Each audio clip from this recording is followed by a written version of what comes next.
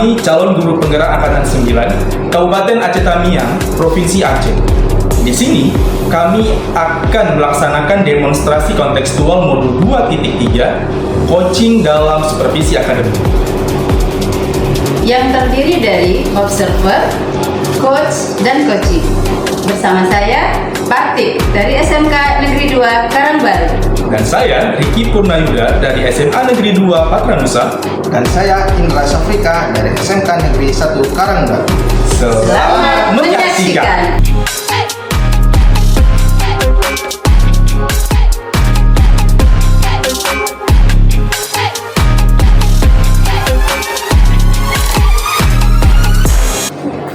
Assalamualaikum warahmatullahi wabarakatuh. Bapak Indra, bagaimana kabarnya Pak hari ini?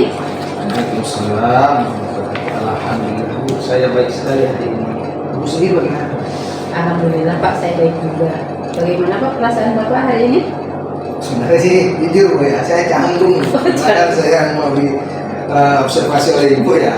Kadang itu canggung, deg-degan gitu. Oh, jadi masih tegang dan dak-dikduk ya Pak ya? Oh ya Allah. Coba Pak, sekarang ambil nafas dulu Pak. Ya, dari hidung, tahan sebentar Pak. Kemudian keluarkan Pak dari mulut dengan perlahan, gitu ya Pak. Bagaimana Pak sekarang perasaannya? Alhamdulillah. Kayak agak ringan, udah agak lega gitu. Dari deg-degan tadi. Lega dan sedikit tenang ya Pak ya. Alhamdulillah ya Pak. Nah, jadi gini ya Pak ya, untuk hari ini Bapak akan melakukan coaching nih dengan Pak Riki, gitu ya Pak ya. Nah, ada beberapa hal ini Pak yang akan kita diskusikan, gitu ya Pak. Apa yang sudah Bapak persiapkan Pak untuk melakukan coaching nanti Pak? Ya, memang sebelum melakukan coaching saya sudah melakukan beberapa persiapan dulu ya. Nah, saya telah menyiapkan alur terpadu dan disesuaikan dengan prinsip coaching, yaitu kemitraan, proses kreatif, dan memaksimalkan potensi. Wah, bagus sekali ya Pak ya. Jadi coaching kali ini antara coach dan coaching itu akan saya amati ya Pak ya. Nah, dan akan saya nilai sesuai dengan rubrik penilaian yang sudah Bapak ketahui, yang sudah saya kirim kemarin ya Pak ya. Nah, kemudian Bapak juga sudah menyiapkan pertanyaan sesuai dengan alur cerita dengan rasa ya Pak ya. Nah, jadi jangan lupa Pak pada kompetensi coaching serta bagaimana nih coach tersebut merespon atau menanggapi pertanyaan-pertanyaan yang Bapak berikan gitu. Untuk coaching kali ini Pak, Bapak ingin saya membantu mengembangkan kompetensi yang mana nih kira-kira Pak? Untuk coaching kali ini saya ingin mengembangkan kompetensi mengajukan pertanyaan yang berbobot, mendengarkan aktif dan memiliki kesadaran penuh. Jadi itu yang ingin saya kembangkan. Jadi pertanyaan yang berbobot sama kesadaran penuh ya Pak ya. Jadi ada 3 kompetensi berarti yang akan Bapak kembangkan ya Pak ya. Di pertanyaan berbobot, mendengarkan aktif, dan kesadaran penuh gitu ya Pak. Nah, jadi kompetensi yang mana nih Pak yang secara spesifik yang ingin diobservasi dari coach Pak? Secara spesifik ya, saya ingin mengembangkan pertanyaan berbobot, karena dengan pertanyaan yang berbobot saya bisa membantu rekan saya untuk memaksimalkan potensi dan kompetensi yang dimiliki beliau, sehingga beliau dapat menentukan jawaban atas permasalahannya. Wah, luar biasa sekali Bapak ya Pak. Jadi indikator dan ketercapaian yang seperti apa nih, yang bagaimana yang Bapak inginkan begitu dalam proses coaching kali ini Pak? Ya, memang semua harus ada indikator untuk keberhasilan saya coaching ya. Jadi saya indikatornya, saya inginnya coach itu bisa menemukan langkah-langkah atau rencana aksi serta solusi dalam permasalahannya. Itu indikator yang akan saya terapkan. Jadi coach bisa menemukan sendiri solusi dan bisa menerapkan aksi nyata ya Pak ya. Baik Bapak, tujuan Bapak luar biasa sekali ya Pak ya. Tetap semangat ya Pak. Nah, semoga yang Bapak harapkan nih dapat tercapai gitu.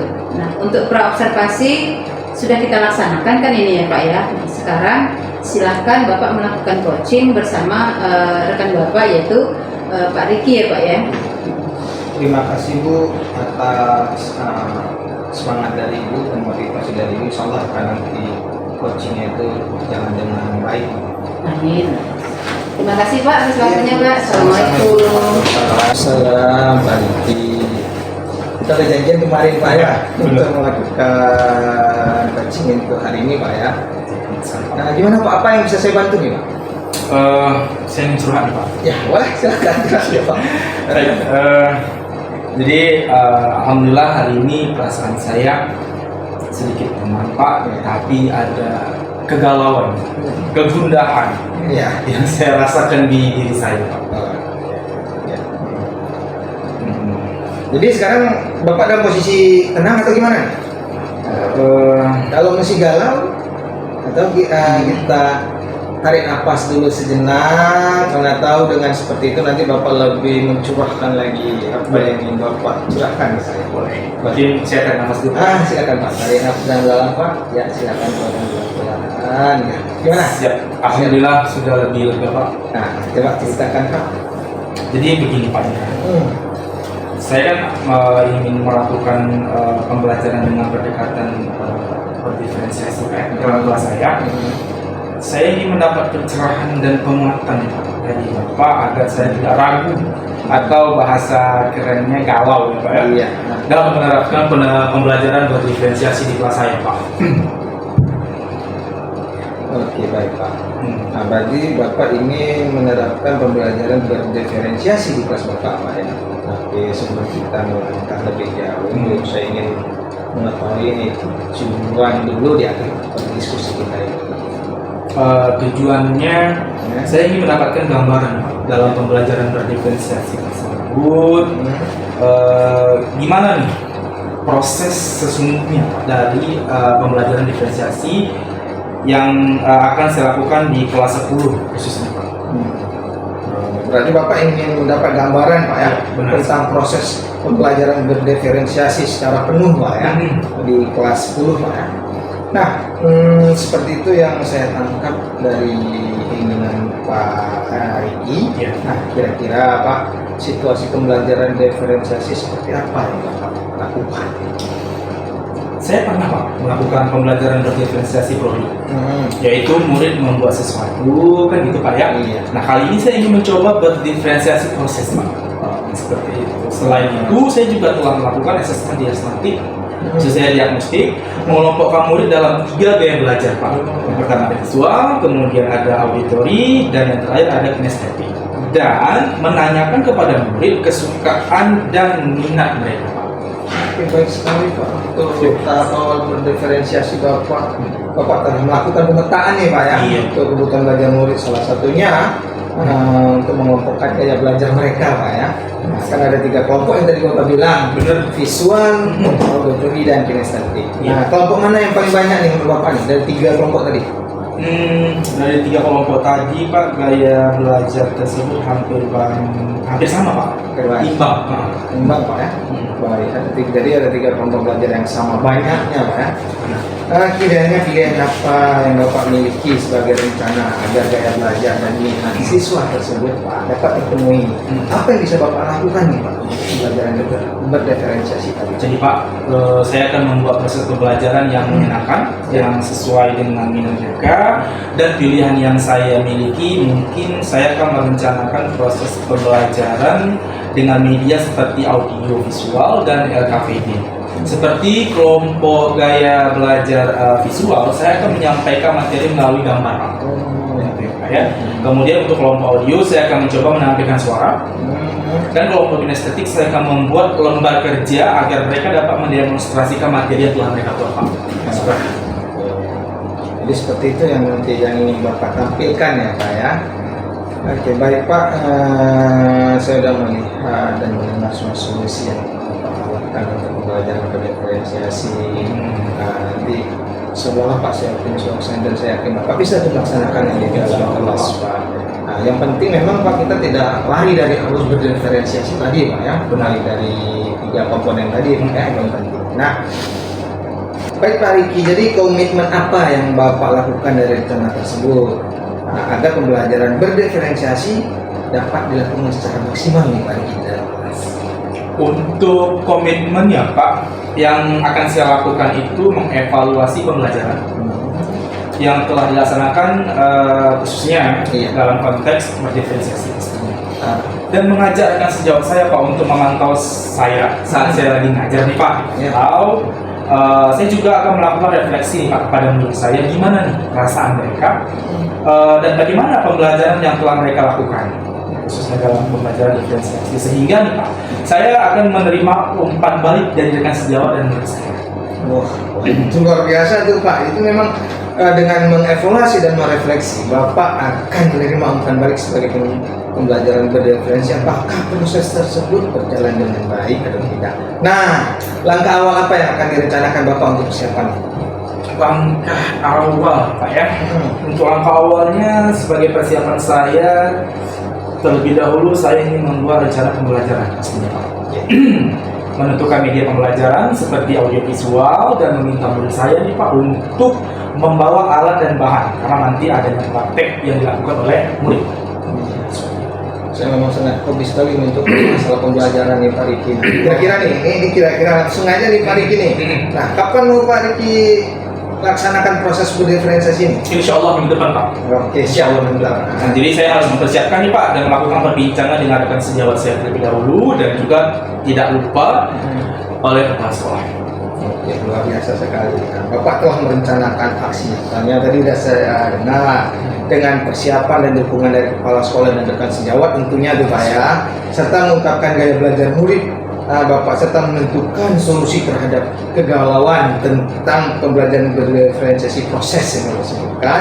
Nah, bagaimana nih Pak? Nah, bagaimana perasaan Bapak dan apa kesimpulan yang dapat Bapak simpulkan dari percakapan kita sekarang ini Pak? Alhamdulillah Pak. Saya merasa lebih terbuka dan saya tercerahkan mengenai apa yang harus saya lakukan di kemudian hari. Kesimpulan, saya mendapat gambaran nih Pak. Setelah kita ngobrol nih, berbincang santai, saya mendapat gambaran dan keyakinan terkait dengan solusi atau kegalauan yang saya hadapi, yaitu dengan melakukan persiapan. Ternyata Pak ya, persiapan terlebih dahulu dengan membuat PP dan memilih media yang bervariasi seperti audiovisual dan praktik agar kebutuhan murid dapat terpenuhi Pak dalam pembelajaran berdiferensiasi khususnya. Oke. Jadi Pak, saya di sini juga akan melibatkan rekan sejawat khususnya ya. Iya. Dan saya sekarang bersemangat nih Pak untuk mencobanya di dalam kelas saya, khususnya di kelas 10. Terima kasih Pak Indra, terima kasih banyak dengan adanya obrolan santuy kita kali ini. Rasa galau saya sedikit terobati. Alhamdulillah. Saya juga berterima kasih ke Pak Riki dan mau membicarakan tentang permasalahan Pak Riki dan bahkan Pak Riki bisa menemukan solusinya sendiri. Dan saya tunggu nih aksi Pak Riki. Mudah-mudahan nanti ke depannya kita bisa berbincang lagi untuk menceritakan hasil dari aksi nyata Pak Riki tadi.